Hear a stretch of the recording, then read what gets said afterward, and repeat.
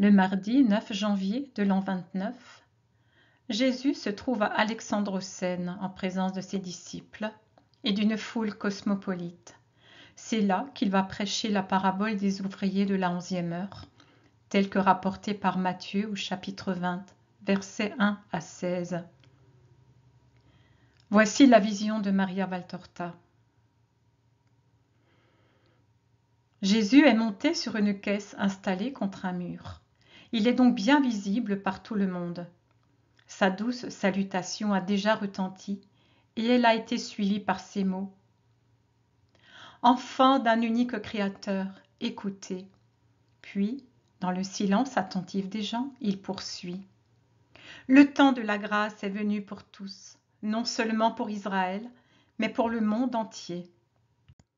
Hébreux, qui vous trouvez ici pour diverses raisons, prosélytes, phéniciens, païens, écoutez tous la parole de Dieu, comprenez la justice, connaissez la charité.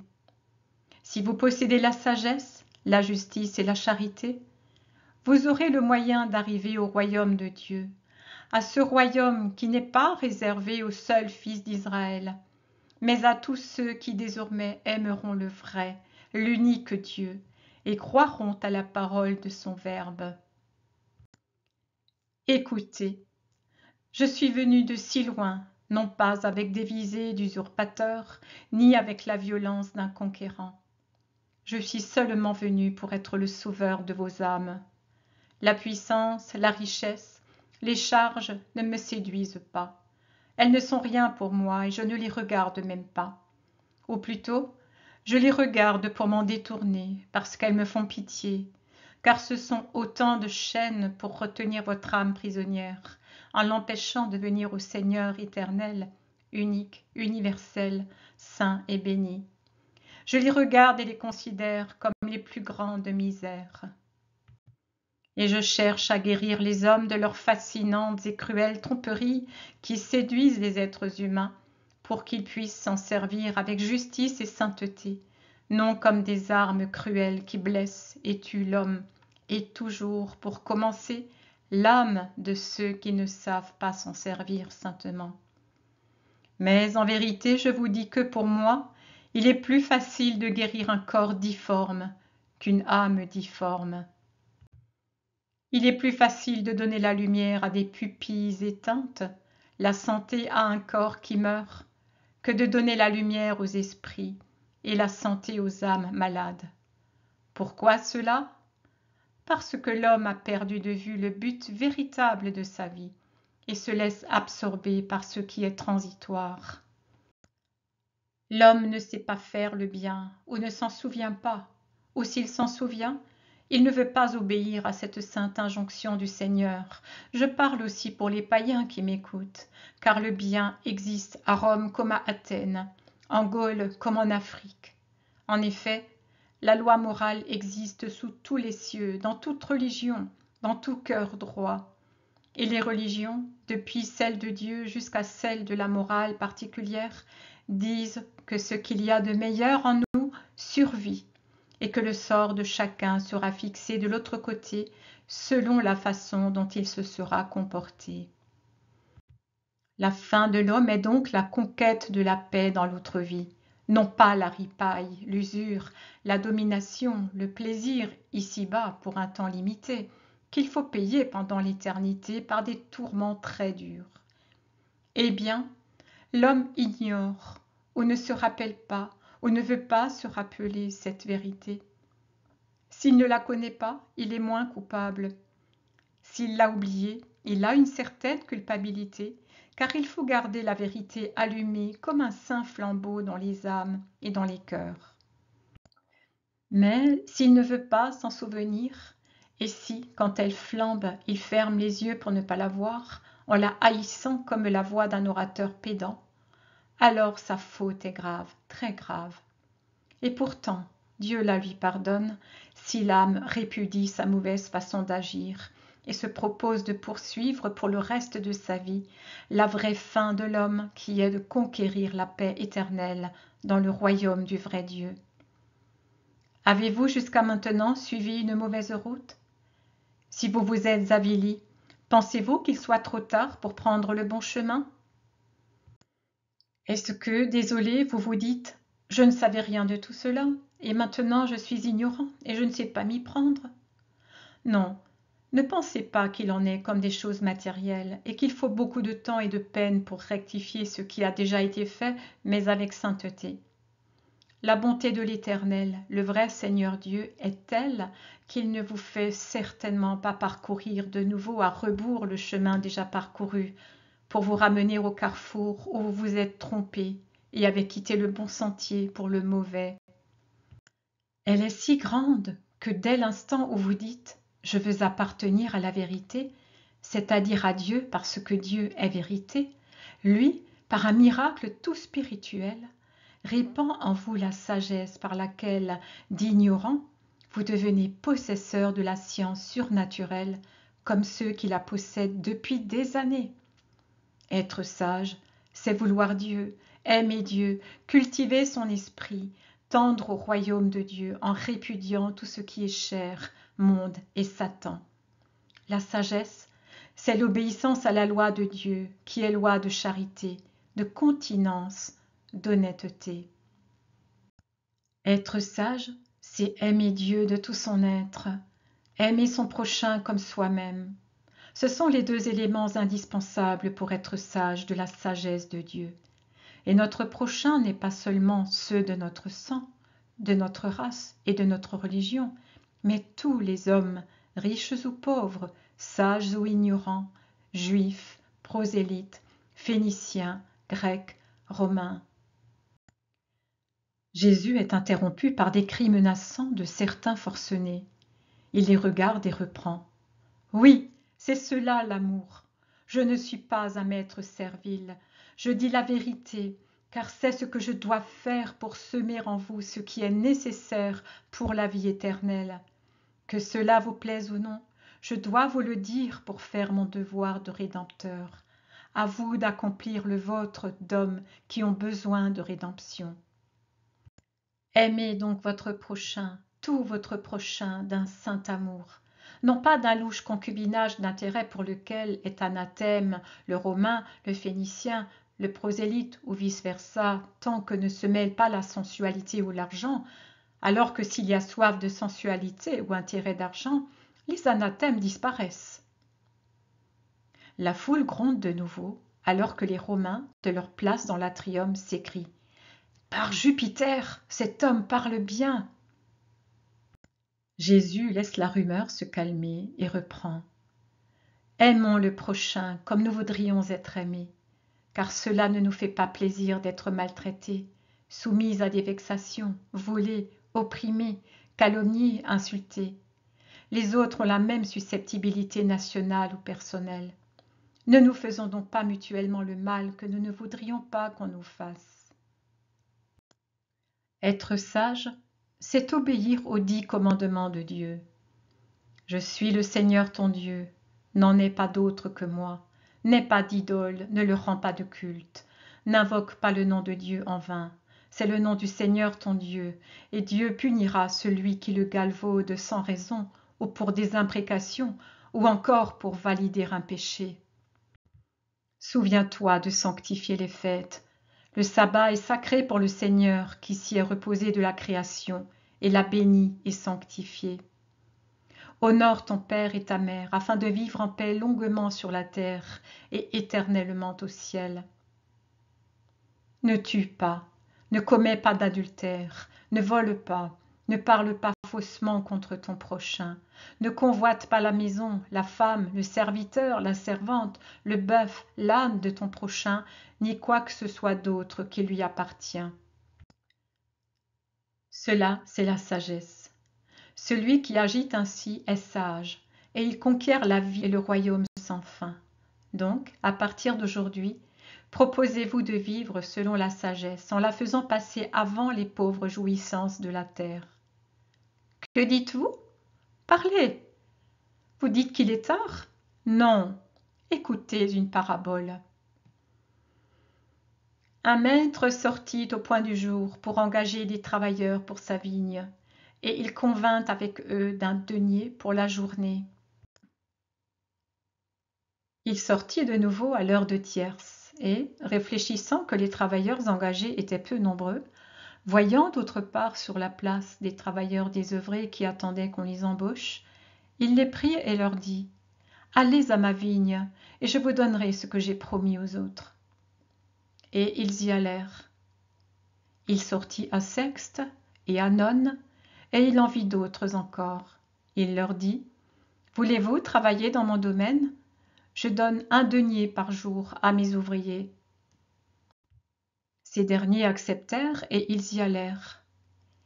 Il sortit enfin vers la 11e heure, et il en vit d'autres qui paraissaient au coucher du soleil. « Que faites-vous ainsi oisifs ? N'avez-vous pas honte de rester à ne rien faire toute la journée ? Leur demanda-t-il. Personne ne nous a engagés. Nous aurions bien voulu travailler et gagner notre nourriture, mais personne n'a eu besoin de nous. Eh bien, moi je vous embauche pour ma vigne.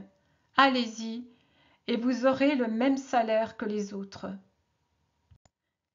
Il parla ainsi, car c'était un bon maître, et il avait pitié de l'humiliation de son prochain. Le soir venu et les travaux terminés, l'homme appela son intendant et lui dit : « Appelle les travailleurs et paie-leur leur salaire selon ce que j'ai fixé, en commençant par les derniers, qui sont les plus nécessiteux, puisqu'ils n'ont pas eu pendant la journée la nourriture que les autres ont reçue une fois ou plusieurs fois, et qui, par reconnaissance pour ma pitié, ont travaillé plus que tous. Je les ai observés, renvoie-les, pour qu'ils aillent prendre le repos qu'ils ont bien mérité et jouir avec leur famille du fruit de leur travail. » Et l'intendant fit ce que le maître ordonnait, en donnant à chacun 1 denier. Vinrent en dernier ceux qui travaillaient depuis la première heure du jour. Ils furent étonnés de ne recevoir eux aussi qu'1 seul denier, et ils se plaignirent entre eux, et à l'intendant qui leur dit : « C'est l'ordre que j'ai reçu. Allez vous plaindre au maître et pas à moi. » Ils y allèrent et ils dirent : « Tu n'es pas juste. Nous avons travaillé 12 heures, d'abord à la rosée et puis au soleil ardent, enfin de nouveau dans l'humidité du soir, et tu nous as donné le même salaire qu'à ces paresseux qui n'ont travaillé qu'1 heure. Pourquoi cela ? » L'un d'eux, surtout, élevait la voix en se déclarant trahi et indignement exploité. « Mon ami, en quoi t'ai-je fait tort ? De quoi ai-je convenu avec toi à l'aube ? Une journée de travail continu pour 1 denier de salaire, n'est-ce pas vrai ? » « C'est vrai, mais tu as donné la même chose à ceux qui ont si peu travaillé. » « N'as-tu pas accepté ce salaire qui te paraissait convenable ? » ?»« Oui, j'ai accepté, parce que les autres donnaient encore moins. » « T'ai-je maltraité ? » ?»« Non, en toute conscience, non. » « Je t'ai accordé un long repos pendant le jour, ainsi que de la nourriture, n'est-ce pas ? Je t'ai donné 3 repas. Or, la nourriture et le repos n'étaient pas dans le contrat, n'est-ce pas ? Non, il n'y était pas. Dans ce cas, pourquoi donc les as-tu acceptés ? Mais tu as dit : je préfère agir ainsi pour que vous ne soyez pas trop fatigués en revenant chez vous. Et cela nous semblait trop beau. Ta nourriture était bonne, c'était une économie, c'était une faveur que je vous faisais gratuitement, et personne ne pouvait y prétendre, n'est-ce pas ? C'est vrai. Je vous ai donc favorisé. Pourquoi donc vous lamentez-vous ? C'est moi qui devrais me plaindre de vous qui, comprenant que vous aviez affaire à un bon maître, avez travaillé nonchalamment, alors que ceux qui sont venus après vous, avec le bénéfice d'un seul repas, et les derniers sans repas, travaillaient avec plus d'entrain et faisaient en moins de temps le même travail que vous, en 12 heures. Je vous aurais trahi si, pour les payer, je vous avais enlevé la moitié de votre salaire. Ce n'est pas mon genre. Prends donc ce qui te revient et va-t'en. Voudrais-tu venir chez moi pour m'imposer tes volontés ? Moi, je fais ce que je veux et ce qui est juste. Ne récrimine pas et ne me porte pas à l'injustice. Je suis bon. » Jésus s'adresse ensuite à la foule.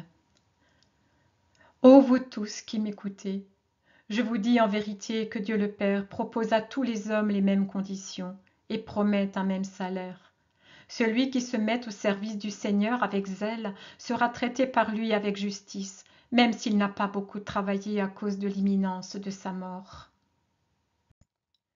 En vérité, je vous dis que ce ne sont pas toujours les premiers qui seront les premiers dans le royaume des cieux, et que là-haut on verra les derniers devenir les premiers, et d'autres qui étaient les premiers être les derniers. On y verra beaucoup d'hommes qui n'appartiennent pas à Israël être plus saints que beaucoup d'Israélites. Je suis venu appeler tout le monde au nom de Dieu. Mais si les appelés sont nombreux, les élus sont peu nombreux, car peu nombreux sont ceux qui veulent la sagesse. Celui qui vit du monde et de la chair, et non pas de Dieu, n'est pas sage. Il n'est sage ni pour la terre, ni pour le ciel. Car sur la terre, il s'attire des ennemis, des punitions, des remords. Et pour le ciel, il perd tout pour l'éternité. Quelques mois plus tard, Jésus illustrera à nouveau le sens de cette parabole des ouvriers de la 11e heure. La scène se déroule à la synagogue des affranchis romains, à Jérusalem. Jésus guérit les malades. Une jeune veuve phénicienne lui confie sa tristesse. Elle est persuadée que son mari ne serait pas décédé si Jésus avait été là, car il croyait en lui. Jésus lui répond en s'adressant à tous les païens présents. Dans ce cas, il n'est pas mort, femme, car celui qui croit en moi vit. La vraie vie n'est pas ce temps où vit la chair. La vie est celle que l'on obtient en croyant, en suivant la voie, la vérité et la vie, et en agissant conformément à sa parole. Même s'il s'est agi de croire et de suivre pendant peu de temps, et de travailler pendant peu de temps, vite interrompu par la mort du corps, et même s'il s'agit d'un seul jour, d'une seule heure, je te dis en vérité que cette créature ne connaîtra plus la mort. En effet, mon Père, qui est le Père de tous les hommes, ne tiendra pas compte du temps passé à suivre ma loi et à croire en moi, mais de la volonté de l'homme de vivre jusqu'à sa mort en conformité avec cette loi et cette foi. Je promets la vie éternelle à celui qui croit en moi et agit conformément à mes paroles, en aimant le Sauveur, en propageant cet amour, en mettant en pratique mes enseignements dans le temps qui lui est accordé. Les ouvriers de ma vigne, ce sont tous ceux qui viennent et disent « Seigneur, accueille-moi parmi tes ouvriers » et qui restent fermes dans cette volonté jusqu'à ce que mon Père juge terminer leur journée. En vérité, je vous dis qu'il y aura des ouvriers qui auront travaillé une seule heure, leur dernière heure, et qui auront une récompense plus rapide que ceux qui auront travaillé depuis la première heure, mais toujours avec tiédeur, poussés au travail uniquement par la pensée de ne pas mériter l'enfer, c'est-à-dire par la peur du châtiment. Ce n'est pas cette façon de travailler que mon Père récompense par une gloire immédiate. Au contraire, à ces calculateurs égoïstes qui ont le souci de faire le bien et seulement le peu de bien suffisant pour ne pas obtenir une peine éternelle, le juge éternel demandera une longue expiation.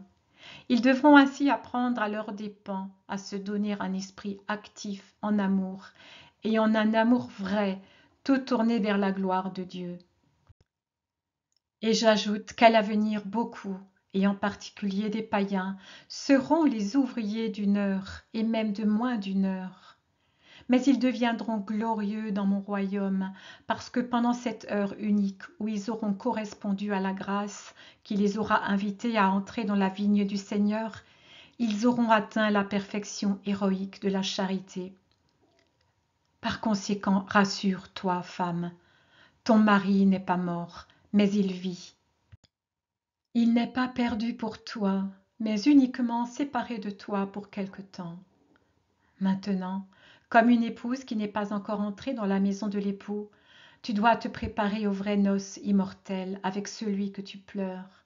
Ah, heureuses noces de deux âmes qui se sont sanctifiées et qui se réunissent de nouveau pour l'éternité, là où il n'y a plus de séparation, ni de crainte de désaffection, ni de peine, là où les esprits jubileront dans l'amour de Dieu et dans l'amour réciproque. La mort pour les justes, c'est la vraie vie, car rien ne peut menacer la vitalité de l'âme, c'est-à-dire sa permanence dans la justice. Ne pleure pas et ne regrette pas ce qui est caduc, Syrah. Élève ton esprit et vois avec justice et vérité. Dieu t'a aimé en sauvant ton conjoint du danger que les œuvres du monde ruinent sa foi en moi. Tu m'as consolé, Seigneur. Je vivrai comme tu dis. Sois béni et ton Père avec toi pour l'éternité.